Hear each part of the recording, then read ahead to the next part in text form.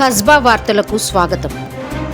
Tamil Nadu assembly ఎన్నికల్లో రోయపురం నియోజకవర్గం నుంచి టీవీకే అభ్యర్థిగా పోటీ చేసిన ఆటో డ్రైవర్ విజయ్ దాము అద్భుత విజయం సాధించారు. సాధారణ కుటుంబం నేపథ్యం నుంచి వచ్చిన ఆయన ప్రజల మద్దతుతో రాజకీయాల్లో అరుదైన విజయాన్ని నమోదు చేశారు. విజయ్ దాము సుమారు 55,000కు పైగా ఓట్లు సాధించి డీఎంకే అభ్యర్థి సుబైర్ ఖాన్ పై దాదాపు 14,000 మెజార్టీతో గెలుపొందారు.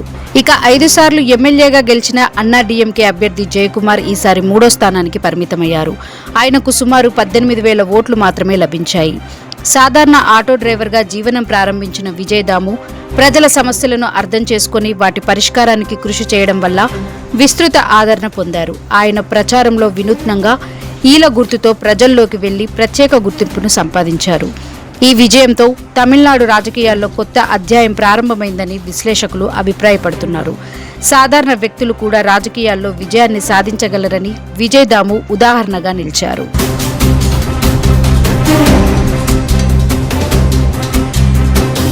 Thank you for watching Kasba news channel. నిరంతర వార్తల కోసం ఛానల్ ని సబ్స్క్రైబ్ చేసుకుని పక్కనే ఉన్న బెల్ ఐకాన్ ని క్లిక్ చేయండి.